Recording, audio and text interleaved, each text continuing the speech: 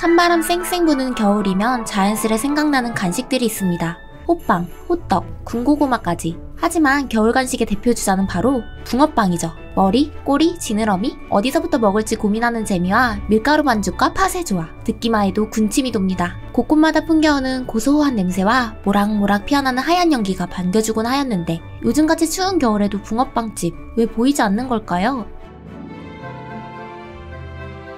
줄어든 붕어빵 탓에 붕세권이라는 신조어가 생겨났습니다. 붕어빵과 역세권의 합성어로 붕어빵을 파는 가게 인근에 자리 잡은 주거지역 또는 권역을 뜻합니다. 노점상을 찾아주는 서비스도 등장했습니다. 당근마켓은 지난달 군빵과 군고구마, 붕어빵 등의 판매처를 이용자가 직접 입력하고 검색할 수 있는 겨울간식 지도를 만들었습니다. 동네생활 게시판에서 겨울철 먹거리 판매처를 묻고 답하는 이웃들이 급증한 것에 착안한 서비스죠.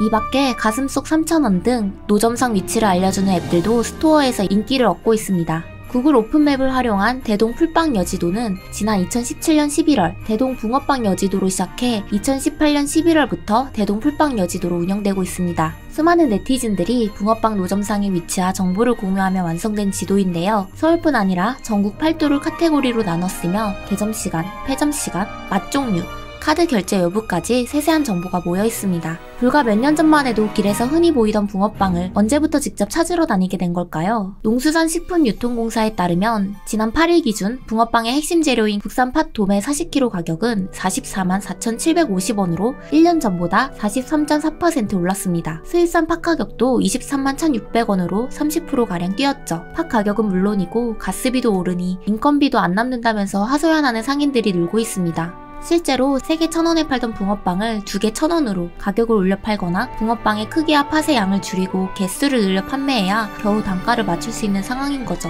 코로나19의 여파도 큽니다. 사회적 거리두기 장기화로 인해 유동인구가 줄고 길거리 음식에 대한 인식도 부정적으로 바뀐 탓인지 매출이 줄어 장사를 접게 되는 것이죠. 이러한 붕어빵 희귀 현상은 자급자족 문화로 이어집니다. 위메프에 따르면 지난해 11월 12월 간식 매출을 분석한 결과 붕어빵 반죽을 구울 수 있는 붕어빵 팬의 매출이 2019년 같은 기간에 비해 200% 늘었다고 합니다. 반죽용 붕어빵 믹스는 148%, 팥 앙금은 1436% 판매가 늘었죠. 없으면 만들어 먹자는 사람이 증가한 것으로 보입니다. 의지의 한국인이죠. 올겨울 1,000원짜리 몇 장 꼬깃꼬깃 들고 다녀도 우연히 붕어빵을 만나기는 어렵게 됐지만 그만큼 붕어빵이 더 소중하고 반가워지겠죠? 모두 마음속에 붕어빵 몇 마리 품고 따뜻한 겨울이 되길 바랍니다. 여기서 잠깐! 야쿠르트 아저씨는 없나요? 사람들이 제일 궁금하게 생각하는 부분인데요. 왜 야쿠르트 아저씨는 없을까요? 출근길 한 번쯤은 마주치는 분들이 계시죠? 익숙한 베이지색 유니폼 차림의 여사님들, 바로 야쿠르트 아줌마입니다. 이 여사님들을 통해 음료를 직접 구입해본 분이나 배달 서비스를 이용해보신 분도 많을 텐데요. 야쿠르트 아줌마, 야쿠르트 주세요. 야쿠르트 없으면 요구르트 주세요. 어렸을 적 이 노래 한 번도 안 불러보신 분 있으신가요? 유행어 제조기라 불리는 온라인 커뮤니티 DC인사이드의 미국판이라 볼 수 있는 레딧. 얼마 전 게임스탑 공매도 사태로 유명세를 탔었죠. 한국의 야쿠르트 아줌마가 이 레딧 갤러리에서 주목을 받고 있습니다. 미국 커뮤니티에서 난리난 야쿠르트 대회 정체가 궁금하시죠? 전국의 야쿠르트 아줌마들이 매해 특정일만 되면 다들 한자리에 모이신다는데요. 이때 동원되는 버스만 해도 300대가 넘는다고 합니다. 바로 야쿠르트 대회 때문인데요. 소집령 한 번이면 10,000명이 넘는 전국 야쿠르트 아줌마들이 모인다고 합니다. 어마어마한 인원이 같은 복장으로 모여있는 걸 보고 네티즌들은 야쿠르트교라고 부르기도 하죠. 행사에서는 다양한 축하 공연과 더불어 시즌별 새로운 유니폼이 소개되기도 하고 신형 전동카까지 공개된다고 합니다. 규모만큼이나 이벤트 퀄리티도 상당하죠. 야쿠르트 대회 짤을 접한 레딧 갤러리의 해외 네티즌들은 뜨거운 반응을 보였습니다. 맙소사 이건 종교 집단 수준이야. 어쩐지 겁나 멋있더라. 초현실적이다. 야쿠르트 아줌마 컨벤션이 있었다니 새로운 걸 배웠다. 이런 건 한국에만 있나? 같은 한국 사람이 봐도 놀라운데 오죽할까요? 국내 발효유 시장 점유율 1위 유제품 제조업체 한국 야쿠르트에 대해 알게 되면 더욱 놀라실 겁니다. 대한민국 최초로 발효유를 일반 시장에 판매하고 야쿠르트 여사님들을 통한 뛰어난 방문 판매 영업력으로 한국 한국 대표 기업이 된 야쿠르트는 1969년 11월 한국 야쿠르트 유업이라는 이름으로 출발했습니다. 당시 창업자인 유덕병 회장과 그의 친척이자 건국대학교 축산연구소장을 맡고 있던 육혜병 교수는 정부의 축산진흥정책으로 우유 생산량은 늘었지만 생산 처리 능력이 부족해 버려지는 우유를 보고 남아도는 우유를 처리할 방법으로 특수 유산균을 이용한 음료를 만들 것을 제안했죠. 하지만 이미 일본에서 시노타 미노루 박사가 개발한 특수 유산균 음료 야쿠르트의 국내 보급률이 10%를 넘어선 상태였고 한국 야쿠르트는 기술 도입을 위해 3년 동안 판매액의 3.5% 로열티를 지불하는 조건으로 일본 야쿠르트사와 합작 투자 방식을 통해 설립됐죠. 1971년 6월 안양 공장을 설립, 8월부터 서울에서 야쿠르트를 판매하기 시작했는데 이때부터 야쿠르트 여사님들을 이용한 방문 판매 방식이 등장했습니다. 가격은 한 병에 25원으로 당시 짜장면 가격이 100원이었던 것을 감안하면 적지 않은 금액임에도 불티나게 팔려 선풍적인 인기를 끌었죠. 1977년 9월에는 하루 판매량이 100만 병을 넘어서기도 했습니다. 야쿠르트로 큰 성공을 거두자 윤케병 회장은 일본 이치방식품과 기술 도입 합작을 통해 팔도 라면을 선보이는데요. 이는 현재 팔도 비빔면으로 유명한 라면 회사 팔도의 시조가 됐죠. 1989년에 야쿠르트 판매량은 하루 500만 명을 넘어서며 국민 음료로 발돋움했습니다. 한국 야쿠르트는 남다른 경영 전략으로 대한민국을 대표하는 기업이 됐는데 M&A를 통한 사업 확대가 주요했죠. 1997년에는 식혜와 죽 등의 건강식품을 생산하던 비락, 2004년에는 파스테르 유업을 인수하고 2010년에 파스테르를 롯데푸드에 매각하는 등 적극적인 M&A 활동을 보여줬는데요. 2006년엔 플러스 자산운용을 인수하면서 금융업에도 손을 대기 시작했고 2009년에는 능률교육 인수로 사교육 시장에도 진출했죠. 2012년 꼬꼬면으로 팔도가 초대박을 치면서 팔도는 법인을 분리했습니다. 의료 로봇 기업 큐렉스를 인수하며 신성장 동력의 기반을 마련한다는 포부를 보이기도 했고요. 야쿠르트로 시작해 라면, 금융, 교육, 의료 등 한계를 두지 않고 사업을 다각화한 겁니다. 발효유 시장 둔화와 오프라인 소비 감소가 맞물리면서 새로운 결단이 필요하다고 판단한 한국 야쿠르트는 2014년 2월 코코라고 불리는 전동카를 도입합니다. 이름까지 있는 줄은 몰랐네요. 길에서 본 적 있으시죠? 처음에는 너무 신기했는데 이제 우리나라에서는 익숙해진 모습이죠. 해외에서는 이제와 화제가 되고 있네요. 야쿠르트카 코코는 기존 용량보다 10% 더 크고 냉장 기능이 추가돼 제품을 더욱 신선하게 보관할 수 있게 됐죠. 이를 통해 야쿠르트 아줌마 자체가 대면 접촉도 가능한 신선식품 유통 채널로 변화한 겁니다. 이들은 회사에 소속된 직원이 아니라 요즘 택배기사들과 마찬가지로 제품을 위탁받아 판매하는 개인 사업자입니다. 야쿠르트 아줌마라는 명칭도 옛말이 됐죠. 이제는 프레시 매니저라고 불러주셔야 될 것 같네요. 전동카 코코가 등장하면서 마켓컬리와 같은 온라인 앱 서비스 하이프레시를 통해 야쿠르트뿐 아니라 간편식으로 각광을 받고 있는 밀키트도 배송 판매하고 있는데요. 2017년 신선 반찬 브랜드로 론칭한 이츠온이 HMR을 공략하기 시작하면서 2019년 서비스 누적 이용자 수는 15만 명을 넘어섰죠. 코로나로 인해 집밥 트렌드가 확산되면서 밀키트 시장도 급성장하는 추세인데 앞서 내세운 전략이 성과를 보게 됐네요. 한국 야쿠르트는 이동시에도 냉장 보관이 가능하다는 장점을 이용해 2016년 콜드브루 바이 바빈스키를 출시, 커피 RTD 시장에도 진출합니다. 콜드브루는 다른 커피 음료에 비해 유통기간이 짧아 신선도 유지가 관건인데 한국 야쿠르트는 냉동 보관이 가능하다는 강점을 이용해 콜드브루를 RTD로 마실 수 있게 만든 핵심 주역이 됐죠. 결제 역시 시대에 맞춰 간편해졌습니다. 현금, 카드뿐 아니라 삼성페이나 카카오페이를 통해서도 구입이 가능하죠. 앱을 통해 실시간으로 프레시 매니저들이 어디에 있는지 위치를 추적할 수 있어 언제 어디서든 편리하게 구매할 수 있게 됐고요. 최근 뉴욕타임즈에는 한국의 야쿠르트 아줌마, 유제품뿐 아니라 많은 것들을 배달한다라는 기사가 실리기도 했죠. 새벽 시간 배터리로 작동하는 전동 카트를 타고 마을 곳곳을 돌아다니며 음료를 배달하고 베이지색 유니폼에 미소와 인사로 답하는 그녀들은 수십 년 동안 한국인들의 건강을 책임지고 있다. 그녀들은 대부분 아이가 있는 중년 여성들로 사람들의 하루의 시작을 기분 좋게 해주는 역할을 하고 있다. 이와 함께 눈길에선 벤츠보다 강하다며 전동카 코코가 눈 쌓인 언덕길을 유유히 달리는 모습을 소개했는데요. 있는데요. 기사를 접한 사람들은 한국에 있을 때 가끔 마주치던 야쿠르트 아줌마, 대화를 할 때면 늘 밝은 미소를 띠고 있었어. 한국에는 정말 신기한 게 많다. 저런 전동 카트를 타고 일하면 재밌을 것 같아. 마치 유니폼을 입고 다니는 멋진 원더우먼 같아. 저 카트 안에 뭐가 있을지 궁금하다. 야쿠르트 아줌마들은 요즘 김치나 삼겹살, 화장품까지 배달해주고 있어. 진짜 대단해. 이걸 보니 지금까지 힘들게 내 발로 마트까지 걸어가 유산균 음료를 사 먹은 게 수고스럽게 느껴진다라며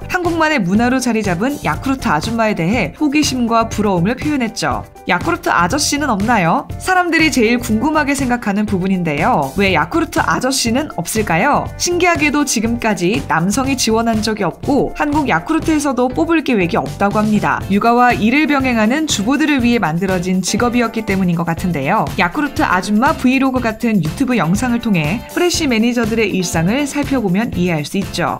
여기서 잠깐!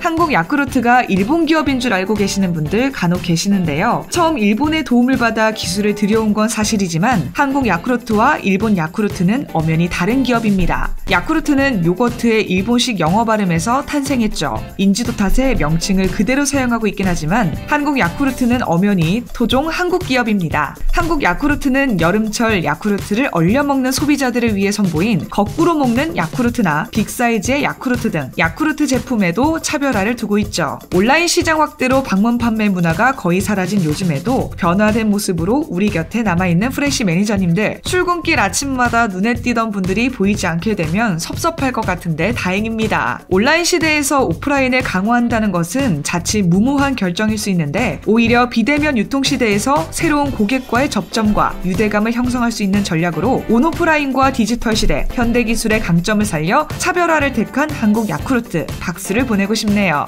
앞으로도 좋은 정책으로 아주머니들이 행복해지셨으면 좋겠습니다. 프레시 매니저님들을 마주치면 웃는 얼굴로 수고하세요 같은 인사를 해보는 건 어떨까요?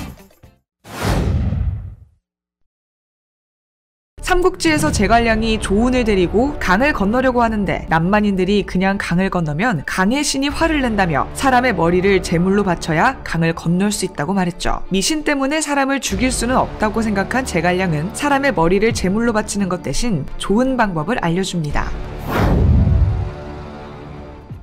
만두 좋아하시나요? 재료에 따라 맛도 모양도 크기도 다양한 만두. 만두를 싫어하는 사람은 아직까지 본 적이 없는 것 같네요. 갓 쪄낸 만두도 맛있지만 요새는 냉동만두도 웬만한 만두 가게에서 빚은 만두보다 맛있어졌죠. 지난해 국내산 냉동만두는 사상 최대 규모의 세계 수출 기록을 세웠는데요. 3일 한국무역협회 국제무역통상연구원 보고서에 따르면 2016년부터 2020년까지 냉동만두 수출은 연평균 23.4% 증가했는데요. 특히 작년에는 코로나19로 가정간편식 해외 수요가 크게 늘면서 전년 대비 46.2% 증가한 5,089만 달러를 기록, 사상 최고치를 달성했습니다. 우리나라 냉동만두의 최대 수출 시장은 미국이죠. 지난해는 전년 대비 49.6% 증가한 1,174만 달러어치를 미국에 수출했는데 최근 신세계푸드, CJ-제일제당 등 주요 만두 수출 기업은 미국 내 현지 공장 증설, 현지 유통업체와 협업 확대, 미니완탕 등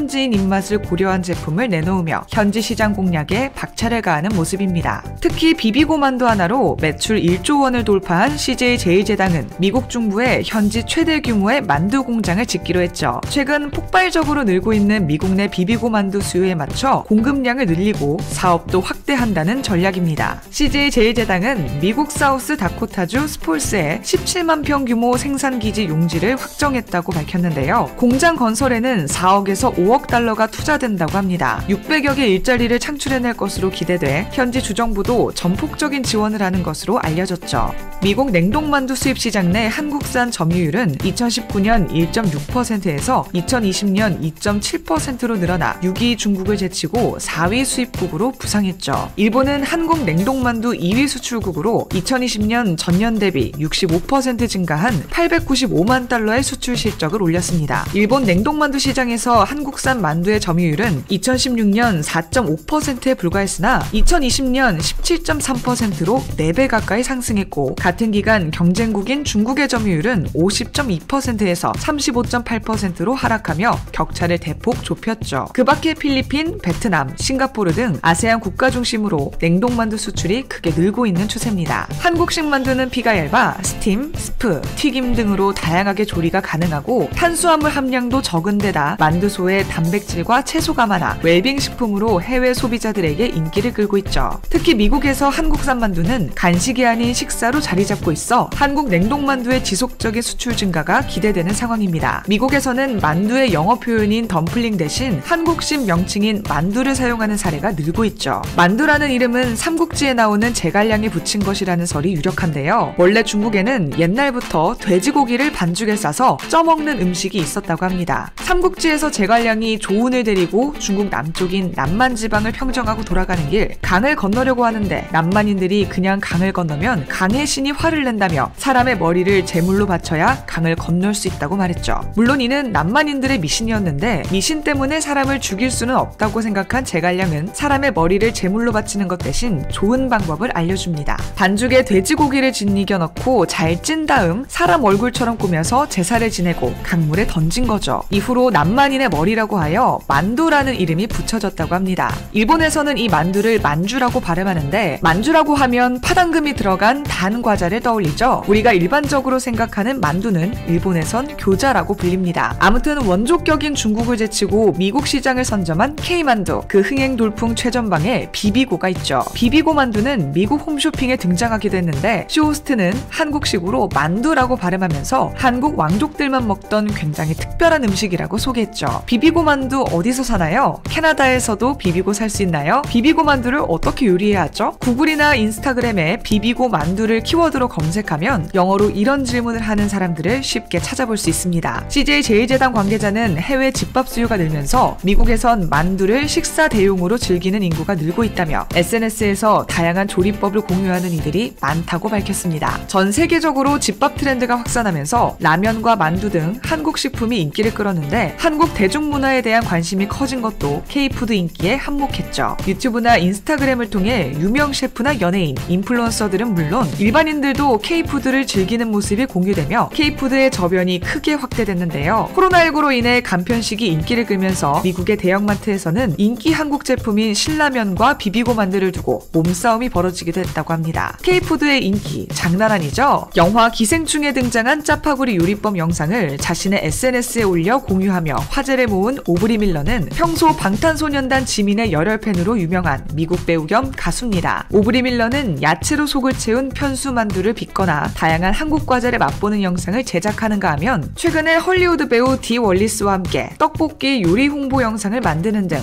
한국 문화와 요리에 남다른 관심을 보였죠. K푸드의 인기는 단순히 한류나 SNS 덕만은 아닙니다. 비비고 만두는 고유의 아이덴티티를 지키면서 철저한 현지화와 고급화, 차별화 전략을 택했습니다. 돼지고기 대신 칼로리가 낮은 닭고기를 사용하고 히스패닉 문화 영향으로 미국인에게 익숙한 실란트로를 넣었죠. 사이즈도 한입 크기로 줄이고 피가 두껍고 돼지 지방을 많이 넣는 중국식 만두와 차별화해 얇은 피에 살코기와 야채, 두부 비중을 높이고 품질 좋은 재료를 사용해 레스토랑 수준의 건강식 이미지를 만드는 데 성공했습니다. 미국 시장에서 비비고는 야채 비율이 높아 자주 먹어도 건강에 좋다는 인식이 퍼져 있죠. 이렇게 해외 시장에서 난리가 나자 일본 유튜버들 사이에서는 한국 만두 먹방이 유행하고 있는데요. 물론 맛있다는 반응 일색입니다. 신제품인 불닭만두에 도전하는 유튜버들도 쉽게 찾아볼 수 있죠. 매운맛에는 아직 익숙하지 않은 것 같지만 말입니다. 일단 엄청 크다. 일본은 만두를 구워 먹는 경우가 대부분인데 다양하게 요리해 먹을 수 있다. 김치만두는 일본에 없어서 인기가 많을 것 같다. 해외에서 붐이 일었다는 비비고 만두. 맛이 궁금했는데 진짜 맛있다. 비비고는 만두뿐 아니라 다양한 간편식 제품으로 국내에서도 많은 사랑을 받고 있는데요. 비비고 김치도 비비고의 효자 제품입니다. 비비고 김치는 지난해 베트남 시장에서 전년 대비 25% 성장한 약 150억 원의 매출을 기록하며 현지 김치 시장의 성장과 트렌드를 주도하고 있죠. 2018년부터 최근 3년간 비비고 김치의 베트남 시장 점유율은 50% 이상으로 현지 업체들을 압도적인 격차로 따돌리고 1위를 지키고 있습니다. 베트남에서 김치를 구입하는 고객 절반 이상이 비비고 김치를 먹는 셈이죠. CJ 제1재단은 2016년 베트남 김치 시장에 진출해 현지에서 비비고 김치를 생산해오고 있는데요. 2015년 100억 원 수준이었던 베트남 김치 시장은 CJ 제일제당이 진출한 이래 꾸준히 성장해 지난해 260억 원 규모로 3배에 달하는 성장세를 보였죠. 비비고 김치의 성공 비결은 한국 발효기술 기반의 현지화 전략에 있습니다.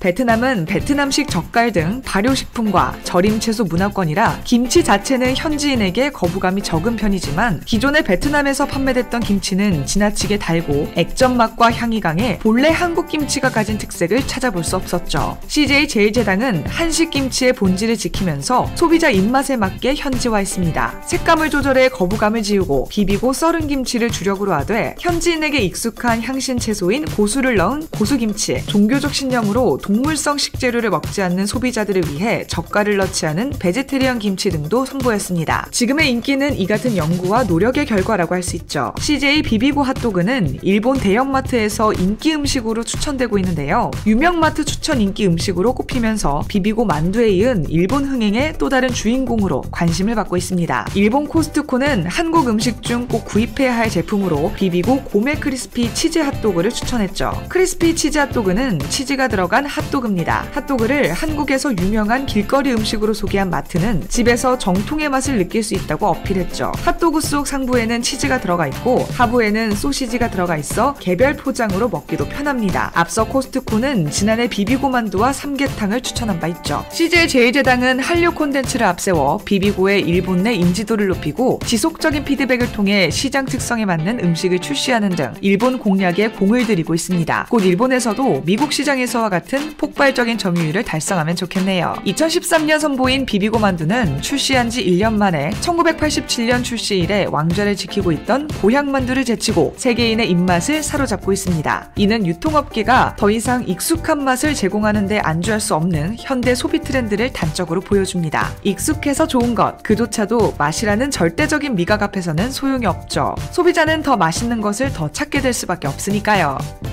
이와 관련된 여러분의 다양한 의견 댓글로 남겨주시면 감사하겠습니다. 혹시 주식하시나요? 140만 투자자들이 인정하는 최고의 전문가들에게 받은 급등 종목 화면 클릭하고 무료로 받아가세요.